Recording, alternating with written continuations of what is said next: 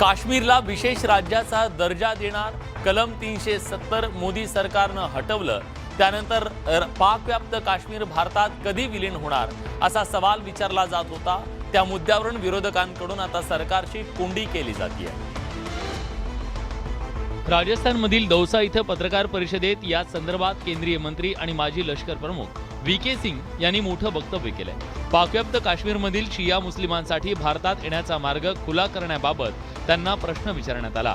त्यावेळी पाकव्याप्त काश्मीर भारतात आपोआप विलीन होणार आहे, त्यासाठी थोडा वेळ प्रतीक्षा करा असं वक्तव्य वी.के. सिंग यांनी केलंय। त्यावर ठाकरे गटाचे खासदार संजय राऊत यांनी मोदी सरकारला सल्ला दिलाय। पीओके अपने आप भारत के अंदर आएगा, थोड़ा सा इंतजार करें। पीओके अपने आप भारत के अंदर आएगा, थोड़ा सा इंतजार करें। आर्मीचे प्रमुख असलेल्या व्यक्तीने इतके बेजबाबदार वक्तव्य करू नये। आधी लडाखची जी चीनने जमीन गिळलेली आहे ती ताब्यात घ्या। वी.के. सिंग यांच्या वक्तव्याचा देशाच्या राजकारणावर परिणाम होण्याची शक्यता आहे। सनातन धर्माचा वाद उदयनिधी स्टॅलिन यांच्या एका वक्तव्यानं सुरू झाला। तामिळनाडूचे मुख्यमंत्री एम.के. स्टॅलिन यांचे ते पुत्र उदयनिधी आहेत। सनातन धर्माचा तुम्हाला डेंग्यू मलेरियाशी तुलना त्यांनी केली, त्यामुळे स्टॅलिन यांच्यावर चहूबाजूने टीका झाली। मात्र त्यानंतरही हा धर्म सामाजिक न्यायाच्या विरोधात आहे या आपल्या तर्कावर ते ठाम आहे। G20 शिखर परिषद संपली आणि पुन्हा एकदा देशातली राजकीय लढाई या मुद्द्यावर येऊन ठेपली। डीएमके नेते उदयनिधी स्टॅलिन यांनी केलेल्या वक्तव्यानं या वादाला सुरुवात झाली होती। इंडिया आघाडीने यावर आपली भूमिका स्पष्ट करावी, गांधी कुटुंबी यावर मौन धारण करून का आहे असं म्हणत भाजपनं जोरदार टीका केली। क्या नीतीश कुमार, क्या लालू प्रसाद, क्या सोनिया जी, क्या खरगे जी, क्या प्रियंका जी, ये सब खामोश हैं। एक की हिम्मत नहीं है खुलकर बोले। राम मंदिराच्या उद्घाटनानंतर पुन्हा गोधराकांड होईल या उद्धव ठाकरेंच्या वक्तव्याचा त्यांनी समाचार घेतला। इतनी शर्मिंदगी भरी बात स्वर्गीय बाला साहब ठाकरे के पुत्र कर रहे हैं, जिन्होंने राम मंदिर आंदोलन में देश में एक नई ऊंचाई और साहस का परिचय दिखाया। उनके पुत्र कहना है। विविध वक्तव्यांवरून भाजपनं इंडिया आघाडीच्या नेत्यांना कोंडीत पकडण्याचा प्रयत्न केलाय। आता इंडिया आघाडी कशा प्रकारे प्रत्युत्तर देणार हे पाहावं लागेल। जळगावमधल्या सभेत उद्धव ठाकरेंनी भाजपवर आणि फडणवीसांवर जोरदार टीका केली होती। उद्धव ठाकरेंच्या या टीकेला चित्रा वाघ यांनी जोरदार प्रत्युत्तर दिलंय। त्याचप्रमाणे भास्कर जाधवांवर सुद्धा चित्रा वाघ यांनी घणाघाती टीका केली। जळगावात झालेल्या जाहीर सभेत बोलताना उद्धव ठाकरेंनी देवेंद्र फडणवीसांवर घणाघाती टीका केली। त्याविरोधात भाजपचे नेते आक्रमक झाले। भाजप नेत्या चित्रा वाघ यांनी पत्रकार परिषद घेत उद्धव ठाकरेंवर जोरदार हल्लाबोल केला। उद्धव ठाकरे आता केवळ करमणुकीपुरते उरल्याची टीका करत त्यांना जोकरचा ड्रेस पाठवणार असल्याचं चित्रा वाघ यांनी म्हटलंय। विदूषकी करत फिरतायत, त्यांच्या या कामामध्ये रियालिटी यावी यासाठी आज आम्ही उद्धवजी ठाकरे यांना विदूषकाचा जोकरचा ड्रेस त्या ठिकाणी पाठवतोय। दुसरीकडे ठाकरे गटाचे नेते भास्कर जाधव यांच्यावरही चित्रा वाघ यांनी निशाणा साधलाय। तुमच्यावर जर बोलायचं झालं तर तुमचा आकार जर बघितला तर गणपती सोबत तुमचं पण विसर्जन करायला पाहिजे, पण आम्ही ते बोलणार नाही। ठाकरे गट आणि भाजपमध्ये सध्या आरोप प्रत्यारोपांच्या फैरी झडतायत। महापालिका निवडणुकांपूर्वी आरोप प्रत्यारोपांमध्ये आणखी वाढ होण्याची शक्यता आहे। मुख्यमंत्री एकनाथ शिंदेंसह 16 आमदारांच्या अपात्रतेवर विधानसभा अध्यक्ष राहुल नार्वेकरांना निवाडा करायचा आहे। त्यासाठी गुरुवारपासून सुनावणीला सुरुवात होणार आहे। खरं तर विधानसभा अध्यक्षांच्या निर्णयावर शिंदे सरकारचं भविष्य अवलंबून आहे। शिवसेनेतील आमदारांच्या अपात्रतेवर विधानसभा अध्यक्ष राहुल नार्वेकर गुरुवारी सुनावणी घेणार आहेत। 14 सप्टेंबरला दुपारी विधानभवनाच्या मध्यवर्ती सभागृहात ही सुनावणी होऊ शकते। एका दिवशी ठाकरे आणि शिंदेच्या नेतृत्वातले शिवसेना आमदार विधानसभा अध्यक्षांसमोर आपली बाजू मांडणार आहेत। त्यामध्ये मुख्यमंत्री एकनाथ शिंदे समर्थक 40 तर उद्धव ठाकरे समर्थक 14 आमदारांचा समावेश आहे। आणि त्यांच्याकडे मशाल आहे, तर मशालच्या माध्यमातून त्यांना न्याय मिळेल, धनुष्यबाणातून आम्हाला न्याय मिळेल। त्यावर डिस्क्वालिफाईडची कारवाई नियमाप्रमाणे होऊ शकत नाही असं माझं ठाम मत आहे। सरकारने निर्णय सुद्धा घ्यावा, नुसती सुनावणी घेऊ नये, लवकरात लवकर निर्णय घ्यावा अशा प्रकारची त्यांना विनंती आहे आमची। आमदारांच्या सुनावणीसोबत या प्रकरणी दाखल करण्यात आलेल्या 34 याचिका विधानसभा अध्यक्ष निकाली काढण्याची शक्यता आहे। त्यामुळे साधारणतः 2 दिवस ही सुनावणी चालण्याची शक्यता वर्तवली जाते। विधानसभा अध्यक्ष कोणता निर्णय घेतात याकडे सगळ्यांचं लक्ष लागून राहिलंय। इंडिया आघाडीच्या नुकत्याच झालेल्या बैठकीत लोकसभा जागा वाटपाचा निर्णय लवकर घेण्यासंदर्भात एकमत झालं। या पार्श्वभूमीवर आता महाविकास आघाडीच्या नेत्यांची बैठक होणार आहे. उद्धव ठाकरेंनी आज मुंबईत शरद पवारांच्या निवासस्थानी जाऊन भेट घेतली. या दोन्ही नेत्यांमध्ये जवळपास 2 तास चर्चा झाली. लोकसभा निवडणुकीला वर्षभराचा कालावधी बाकी असला तरी महाविकास आघाडीने आतापासून तयारी सुरू केली आहे. मवियामध्ये लोकसभेसाठी जागा वाटप महत्त्वाचं ठरणार आहे. शरद पवार आणि उद्धव ठाकरेंच्या भेटीत या मुद्द्यावर सविस्तर चर्चा झाली. विशेष म्हणजे गेल्या लोकसभा निवडणुकीत महाविकास आघाडीतील तिन्ही पक्षांच्या निवडून आलेल्या जागा वगळता उरलेल्या मतदारसंघांचं जागा वाटप केलं जाणार आहे. काँग्रेस नावाने ज्या ठिकाणी निवडणूक घेतल्या त्यांनी राष्ट्रवादी त्या व्यतिरिक्त उरलेल्या जागांचं वाटप देखील चांगल्या पद्धतीने होईल. प्रत्येक राज्यात लोकसभा निवडणुकीचं जागा वाटप करण्याचा निर्णय इंडिया आघाडीच्या नेत्यांनी घेतला. मात्र राज्यात मवियाचं लोकसभा जागा वाटप कोणत्या सूत्रानुसार होणार, तसंच प्रत्येक पक्षाच्या वाट्याला किती जागा येणार हे पाहणं महत्त्वाचं आहे. मात्र जागा वाटपावरून मवियात चांगलीच रस्सीखेच होण्याची शक्यता नाकारता येत नाही. कोकणातील रिफायनरीमुळे राज्यातलं राजकारण ढवळून निघालं. नाणारनंतर बारसूमध्ये होणाऱ्या प्रस्तावित रिफायनरीवरून आरोप प्रत्यारोपांच्या फैरी रंगल्या. आता महाराष्ट्रातलं राजकारण ढवळून काढणाऱ्या कोकणातल्या बारसू तेल शुद्धीकरण प्रकल्पाच्या कामाला वेग येणार आहे. पंतप्रधान नरेंद्र मोदी आणि सौदी अरेबियाचे राजकुमार मोहम्मद बिन सलमान यांच्या सोमवारी या संदर्भात सहमती झाली. सुमारे 4 लाख कोटींच्या या प्रकल्पाच्या कामावर देखरेख ठेवण्यासाठी एक समिती स्थापन करण्यात आली आहे. या प्रकल्पामुळे सौदी आणि भारताची मैत्री दृढ झाली आहे असं पंतप्रधान मोदींनी म्हटलंय. हा प्रकल्प सौदी अरेबियाची, संयुक्त अरब अमिरात आणि भारतीय कंपन्यांच्या सहकार्यानं उभारला जाणार आहे. या बैठकीत हायड्रोकार्बन, संरक्षण, सेमीकंडक्टर आणि अंतराळ क्षेत्रातील सहकार्य वाढवण्याबाबत चर्चा झाली. मात्र यावरून ठाकरे गटानं मोदी सरकारवर निशाणा साधलाय. त्या प्रत्येक राष्ट्रप्रमुखाला जो बायडन पासून सौदीच्या प्रिन्सपर्यंत हिंदुस्थानातून काही ना काहीतरी देण्याचं आमिष त्यांना दाखवल्यावरती आहे. इथे ह्याने किती समित्या स्थापन केल्या आणि काही केलं तरी इथे आमचा विरोध ठाम राहील आणि इथे आम्ही काही झालं तरी रिफायनरी होऊ देणार नाही. कोकणातील बारसू रिफायनरी प्रकल्पाला वेग येणार असला तरी यामुळे आगामी काळात राज्यातलं राजकारण ढवळून निघण्याची शक्यता आहे. कशेडी बोगद्याची एक लेन सुरू झाल्यानं कोकणात जाणाऱ्या चाकरमान्यांना दिलासा मिळालाय. मुंबई गोवा महामार्गावरील कशेडी बोगद्यातली दुसरी लेन डिसेंबरपर्यंत सुरू करण्याचा प्रयत्न असेल अशी माहिती सार्वजनिक बांधकाम मंत्री रवींद्र चव्हाण यांनी दिली आहे. मुंबई गोवा महामार्गावरील कशेडी घाटाला योग्य पर्याय ठरणाऱ्या कशेडी बोगद्यातील एका लेनमधून लहान वाहनांच्या वाहतुकीला सुरुवात झाली आहे. सार्वजनिक बांधकाम मंत्री रवींद्र चव्हाण यांनी मुंबई गोवा महामार्गावरच्या कामाची आज पुन्हा पाहणी केली. कशेडी बोगदा अंदाजे 2 किलोमीटरचा असून सध्या सिंगल लेन सुरू करण्यात आली आहे. बाहेरून वळणाचा जो रस्ता आहे त्यापेक्षा आपण या टनेलमधून गेलो तर टनेलमधून गेलो तर 45 मिनिटं वाहतुकीची आपली वाचतात. सध्या मुंबई गोवा महामार्गाचं काम युद्धपातळीवर सुरू असून डिसेंबरपर्यंत दुसरी लेन सुरू करण्याचा प्रयत्न असल्याची माहिती रवींद्र चव्हाण यांनी दिली आहे. त्याच्यामध्ये आता CTB मशीन्स उतरवलेल्या आहेत. तोही त्याच्यामधला असणारा जास्तीत जास्त जो खराब भाग होता तोही मोटरेबल करण्याच्या दृष्टिकोनातून काम सुरू आहे. मुंबई गोवा महामार्गावरील कशेडी बोगद्यातील एक लेन सुरू करण्यात आल्यानं कोकणात जाणाऱ्या चाकरमान्यांना काहीसा दिलासा मिळाला आहे. आता लवकरात लवकर या महामार्गाचं काम पूर्ण व्हावं अशी अपेक्षा कोकणवासियांची आहे.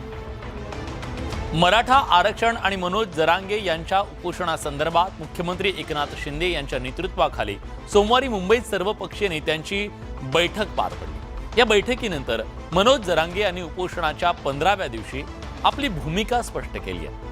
जरांगे यांनी सरकारपुढे 5 अटी ठेवल्या.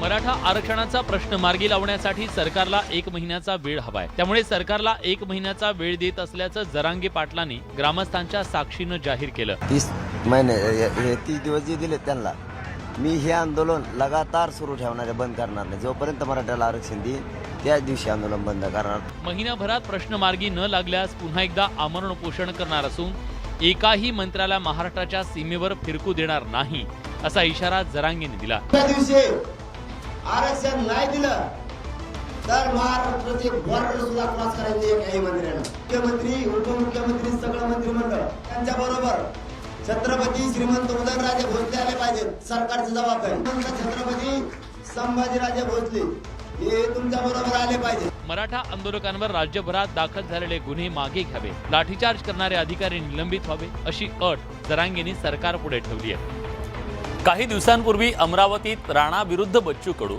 असा सामना रंगलेला होता.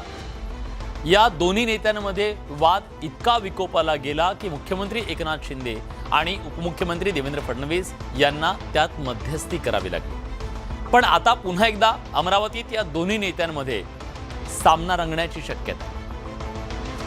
आमदार रवी राणा त्यांच्या स्फोटक विधानांसाठी ओळखले जातात, पण विषय जेव्हा राजकीय विरोधकांचा येतो तेव्हा मात्र रवी राणा काय टीका करतील याचा नेम नाही. सध्या अमरावती लोकसभेसाठी काँग्रेसचे दर्यापूरचे आमदार बळवंत वानखेडे यांचं नाव चर्चेत आहे. याच वानखेडेंबद्दल बोलताना रवी राणांनी अत्यंत आक्षेपार्ह भाषेत टीका केली आहे. त्याला वानखेडे यांनीही जोरदार प्रत्युत्तर दिले. दर्यापूर मतदारसंघाचा आमदार दिवसा मतदारसंघाच्या आमदाराचे चपला उचलते चपला. जात प्रमाणपत्र वाचवण्यासाठी मोदी शहांच्या मांडीवर जाऊन बसले, त्यांचे तळवे चाटत आहेत. राणा आणि वानखेडेंमध्ये वार पलटवार सुरू असताना बच्चू कडूंनी राणांवर निशाणा साधलाय.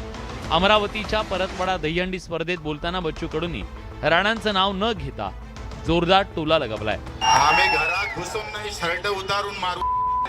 बच्चू कडूंच्या निशाण्यावर राणा आणि राणांच्या निशाण्यावर वानखेडे असा तिहेरी संघर्ष सध्या अमरावती जिल्ह्यात सुरू आहे. त्यावरून अमरावतीचं राजकारण तापण्याची चिन्ह आहे. गोकुळची सभा 15 तारखेला होतीये.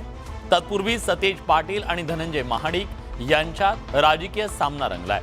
गोकुळमध्ये काही गैरव्यवहार घडला नाही तर चौकशीला का घाबरता असा सवाल धनंजय महाडिकांनी केलाय. तर गोकुळला बदनाम करू नका असं म्हणत सतेज पाटलांनी पलटवार केलाय. त्यामुळे सभेपूर्वी राजकीय वातावरण तापलंय. गोकुळ दूध संघाची वार्षिक सर्वसाधारण सभा 15 तारखेला होतीये. या सभेच्या निमित्तानं मुन्ना महाडिक आणि बंटी पाटील पुन्हा आमने सामने आलेत. गोकुळच्या लेखा परीक्षणावरून या दोन नेत्यांमध्ये चांगली जुंपली आहे. त्याचे पडसाद सभेत उमटणार असून ही सभा चांगलीच वादळी ठरण्याची शक्यता आहे. सतेज पाटलांच्या ताब्यात असलेल्या या संघाच्या लेखा परीक्षणात त्रुटी आढळल्यानं महाडिक गटाला आयतं कोलीत मिळालंय. यावरून धनंजय महाडिकांनी आरोपांच्या फैरी झाडल्यात, तर सतेज पाटलांनी मात्र महाडिक यांचे सगळे आरोप फेटाळले. हायकोर्टानं त्यांची याचिका फेटाळली किंवा त्यांनी जे अपील केलं होतं ते फेटाळलं. याचाच अर्थ काहीतरी त्यामध्ये गैरकारभार आहे. आता निवडणुका ज्यावेळी 3 वर्षानं होतील त्यावेळी लोक ठरवतील काय करायचं काय नाही करायचं. 3 दशकं महाडिकांच्या ताब्यात हा दूध संघ होता. सतेज पाटलांकडे तो आला. त्यानंतर महाडिकांनी या संघाच्या कारभाराबाबत अनेक प्रश्न उपस्थित केलेत. महाडिकांच्या या आरोपांचा सत्ताधारी सतेज पाटील गट सभेत कसा सामना करणार याकडे सगळ्यांचं लक्ष लागलंय. राज्यात ऑगस्ट महिना पावसाअभावी कोरडा गेला. सप्टेंबर महिन्यात काही प्रमाणात पावसाच्या सरी बरसल्या, मात्र त्यानंतर पुन्हा पावसानं दडी मारली आहे. आता लवकरच पावसाचं जोरदार पुनरागमन होण्याची शक्यता आहे. पावसाच्या दमदार पुनरागमनाकडे राज्यातल्या सर्वसामान्यांचे आणि बळीराजाचे डोळे लागलेत. राज्यात लवकरच पावसाचं पुनरागमन होण्याचा अंदाज वेधशाळेने वर्तवलाय. गोवा, कोकणासह मध्य महाराष्ट्र, मराठवाडा आणि विदर्भात येत्या 15 सप्टेंबरपासून मान्सून जोर धरण्याची शक्यता आहे. म्यानमारच्या समुद्रात कमी दाबाचं क्षेत्र विकसित होऊ लागल्यानं मान्सून पुन्हा सक्रिय होण्याचा अंदाज आहे. दरम्यान अहमदनगरमध्ये पावसानं हजेरी लावल्यानं अकोलेमधल्या आढळा धरण ओव्हरफ्लो झालंय. अकोल्याची 25 गावांची तहान भागवणारं आढळा धरण ओव्हरफ्लो झाल्यानं ग्रामस्थांना दिलासा मिळालाय. धरण भरल्यानं गावकऱ्यांनी मोठ्या उत्साहात वाजत गाजत मिरवणूक काढून जलपूजन केलं. सलग झालेल्या मुसळधार पावसानं मालेगावमधील हरणबारी धरण तुडुंब भरून वाहू लागलंय. त्यामुळे मालेगाव शहरातून वाहणाऱ्या मोसम नदीला सध्या पूर आला. त्यामुळे शहरातील नोमणी भागातल्या फरशी पूल पाण्याखाली गेला. मेट्रो आली आणि पुणे स्मार्ट झालं. मग पुण्याची खास ओळख असणारी PMPML कशी मागे राहील हा प्रश्न. त्यामुळे PMPMLनं एक पाऊल पुढे उचलत लवकरच कॅशलेस होण्याचा मार्ग निवडला. PMPML बसमधून नवीन सुविधा मिळणार आहे. बसेसमध्ये आता गुगल पे आणि फोन पेची सुविधा देण्यात येणार आहे. UPI कोड स्कॅन करत प्रवाशांना तिकीट काढता येईल. पुढील आठवड्याभरापासून PMPMLच्या सर्व बसेसमध्ये QR कोड उपलब्ध होणार आहे. त्यामुळे प्रवासी ऑनलाईन पेमेंट करत प्रवास करू शकतात. PMPMLच्या या निर्णयामुळे सुट्ट्या पैशांचा घोळ मिटणार आहे. प्रवासी आणि वाहकांमध्ये सुट्ट्या पैशावरून होणारे वाद थांबणार आहेत. शिवाय तिकिटाचे पैसे थेट PMPMLच्या खात्यात जमा होणार आहेत. त्यामुळे तिकीट वाटपातला भ्रष्टाचाराला सुद्धा आळा बसणार आहे. सणासुदीच्या काळात दूध आणि दुग्धजन्य पदार्थांमध्ये भेसळ करत नागरिकांच्या जीवाशी खेळ करण्याचे प्रकार वाढत चालले. अशी भेसळ करणाऱ्या विक्रेत्यांच्या विरोधात कारवाईचा बडगा उगारण्यात आलाय. नागपुरात एक मोठी कारवाई करण्यात आली आहे. नागपूर जिल्ह्यात वेगवेगळ्या 9 डेअरीमध्ये भेसळयुक्त दूध आणि मिठाईची विक्री होत असल्याचं आढळलंय. या 9 विक्रेत्यांवर कारवाई करण्यात आली असून रामटेक तालुक्यात 2250 लिटर दूध जप्त करून नष्ट करण्यात आलं. तसंच काही नमुने तपासणीसाठी प्रयोगशाळेत पाठवण्यात आले. दूध गोळा करून विक्रीचे अधिकार असताना नफेखोरीसाठी घातक घटक दुधात मिसळले जात असल्याची धक्कादायक बाब समोर आली आहे. मेड इन युरोप असलेली पावडरही वापरली जात असल्याचं कारवाईत समोर आलं. दुधातील फॅट वाढवण्यासाठी हे प्रकार चालत असल्याचं उघड झालंय. धान्यापासून तयार होणाऱ्या पावडरचाही दूध निर्मितीसाठी वापर होऊ लागलाय. या धडक कारवाईनं दूध विक्रेत्यांचे धाबे दणाणले असून तपासणी मोहिमेत कुणाचीही गय केली जाणार नाही असा इशारा अधिकाऱ्यांनी दिलाय. गणेशोत्सव वर्गणीच्या नावाखाली किराणा दुकानदाराला दमदाटी करून मारहाण केल्याचा एक धक्कादायक प्रकार समोर आलाय. पुण्यातल्या लोणी काळभोर परिसरात रविवारी रात्री 8च्या सुमारास ही घटना घडली आहे. या मारहाणीचा व्हिडिओ सध्या सीसीटीव्ही कॅमेऱ्यात कैद झालाय. दिनेश गोरा यांचं लोणी स्टेशन परिसरात न्यू बालाजी किराणा स्टोअर नावानं किराणा दुकान आहे. मागील 3 दिवसापूर्वी सार्वजनिक मंडळाच्या काही तरुणांनी गोरा यांना 3000 रुपयांची वर्गणीची पावती दिली होती. यावेळी रविवारी संध्याकाळी 8:30 वाजण्याच्या सुमारास 10 ते 15 तरुणांचा घोळका वर्गणी मागण्यासाठी किराणा दुकानात आला. यावेळी गोरा यांनी एवढी रक्कम देऊ शकत नसून तुम्ही काहीतरी कमी करून घ्या असं ते म्हणाले. यावेळी त्यातील एकानं त्यांच्या कानाखाली मारली. पाठीमागे असलेल्या काही तरुणांनी दुकानातलं साहित्य अस्ताव्यस्त करून दमदाटी केली. तसंच पुन्हा दुकानात घुसून मारहाण केली. या प्रकरणी लोणी काळभोर पोलीस ठाण्यात श्रीमंत काळ भैरवनाथ प्रतिष्ठान मंडळाचे 2 आणि अष्टविनायक मित्र मंडळाचे 2 अशा चौघांविरोधात गुन्हा दाखल झालाय. राजधानी दिल्लीमध्ये नुकत्याच पार पडलेल्या G20 परिषदेत रशिया युक्रेन युद्धाविषयीचा प्रस्ताव मंजूर करण्यात आला. युक्रेन युद्धाचे जगावर झालेले परिणाम यात अधोरेखित करण्यात आले. या परिषदेला रशियाचे राष्ट्राध्यक्ष पुतीन यांनी उपस्थिती लावली नव्हती. मात्र एकीकडे पुतीन यांनी परिषदेला येणं टाळल्यानंतर आता ते रशियात उत्तर कोरियाचे हुकुमशहा किम जोंग उन यांची भेट घेणार आहेत. किम जोंग उन यांनी रविवारी प्योंगयांग स्थानकावरून त्यांच्या खासगी रेल्वेनं रशियाच्या दिशेनं आपला प्रवास सुरू केला. यावेळी किम जोंग उन यांच्यासोबत देशातील काही मोठे शस्त्रास्त्र निर्मिती करणारे उद्योगपती, उत्तर कोरियाचे परराष्ट्र मंत्री उपस्थित होते. ही रेल्वे सोमवारी रशियातल्या खासान रेल्वे स्थानकात दाखल झाली. अमेरिकेनं रशिया आणि उत्तर कोरिया यांच्यातल्या लष्करी वाटाघाटींना तीव्र विरोध केला होता. अशा प्रकारची कोणतीही चर्चा रशियानं उत्तर कोरियाशी करू नये असा इशारा अमेरिकेनं दिला होता. मात्र तरीही किम जोंग उन आणि पुतीन यांच्यात वाटाघाटी होण्याची शक्यता निर्माण झाल्यानं अमेरिकेची चिंता वाढू शकते. 12 वर्षाच्या सत्ता काळात किम जोंग उन यांनी फक्त 7 विदेश दौरे केले. त्यापैकी 4 दौरे मित्र राष्ट्र असणाऱ्या चीनचे आहेत. त्यामुळे त्यांच्या रशिया दौऱ्याची विशेष चर्चा होतीये. सध्या पावसाळ्याचे दिवस आहेत. अनेक भागात मुसळधार पावसाचा कहर पाहायला मिळतोय. गंभीर परिस्थिती त्यामुळे निर्माण झाल्याचं सुद्धा आपण पाहतोय. प्रलयकारी पुराचे व्हिडिओ तुम्ही पाहिले असतील. मात्र एका शहरात चक्क वाईनचा पूर आलाय. ऐकून तुम्हाला आश्चर्य वाटलं असेल ना, मात्र हे खरं आहे. पोर्तुगालच्या साओ लोरेनो डी बेरो या शहरात चक्क वाईनचा पूर आलाय. या शहरात रविवारी रेड वाईनची नदी रस्त्यावर वाहू लागली आणि हे दृश्य पाहून स्थानिक नागरिक अचंबित झाले. लाखो लिटर रेड वाईन रस्त्यावर वाहत असल्याचा व्हिडिओ समोर आला. या वाईनच्या पुराचा प्रवाह इतका जोरदार होता की अनेक घरांची तळघरं रेड वाईननं भरली. रेड वाईनचा हा पूर येण्याचं कारण समोर आलंय. 22 लाख लिटर पेक्षा जास्त रेड वाईन असलेली टाकी अचानक फुटली. त्यामुळे रस्त्यावर रेड वाईन प्रवाहित झाली. हा प्रवाह जवळच्या नदीकडे वेगानं जाऊ लागल्यानं नागरिकांना त्रास झाला. अग्निशमन विभागानं शुर्टिमा नदीचं दारूच्या नदीत रूपांतर होण्यापूर्वी कारवाई सुरू केली. रेड वाईनचा प्रवाह जवळच्या शेताकडे नेण्यात आला. लेविरा डिस्टिलरीनं या घटनेबद्दल माफी मागितली आहे. तसंच नुकसान आणि दुरुस्तीच्या खर्चाची संपूर्ण जबाबदारी कंपनीने घेतली आहे. यंदाचा क्रिकेट विश्वचषक भारतात होतोय. भारतीय संघानं विश्वचषक जिंकावा अशी तमाम क्रिकेट रसिकांची अपेक्षा आहे. विश्वविजेत्या संघाला देण्यात येणाऱ्या ट्रॉफीची प्रतिकृती सध्या देशाच्या विविध शहरांमध्ये पोहोचवली जाते. क्रिकेट हा खेळ भारतीयांचा जीव की प्राण. या क्रिकेटचा सर्वात मोठा महाकुंभ म्हणजे विश्वचषक क्रिकेट स्पर्धा. यंदाचा विश्वचषक भारतात होतोय. क्रिकेट विश्वचषक विजेत्या संघाला देण्यात येणारी विश्वचषक ट्रॉफीची प्रतिकृती सध्या भारताच्या विविध शहरात फिरवण्यात येते. सध्या या ट्रॉफीची प्रतिकृती मुंबई शहरात दाखल झाली असून शहरातील विविध शाळांमध्ये ती फिरवण्यात येते. पोद्दार इंटरनॅशनल स्कूलमध्ये नुकतीच ही ट्रॉफी आणण्यात आली. यावेळी इथल्या विद्यार्थ्यांनी आणि उपस्थितांनी जल्लोषात तिचं स्वागत केलं. इंडियाच्या घोषणा देण्यात आल्या. भारतीय क्रिकेट संघानं विश्वचषक जिंकावा अशी तमाम भारतीय क्रिकेट रसिकांची अपेक्षा आहे. एक महत्त्वाची बातमी येते. परभणीमध्ये गौतमी पाटीलच्या कार्यक्रमात हुल्लडबाजांनी पुन्हा एकदा राडा घातलाय. शहरातील इंदिरा गांधी मैदानावर दहीहंडी निमित्त हा कार्यक्रम आयोजित करण्यात आला होता. गौतमी स्टेजवर आल्यानंतर तरुणांनी कार्यक्रमामध्ये गोंधळ घालायला सुरुवात केली. काहींनी खुर्च्यांची तोडफोड केली. अखेर पोलिसांना परिस्थिती नियंत्रणात आणण्यासाठी सौम्य लाठीचार्ज करावा लागला.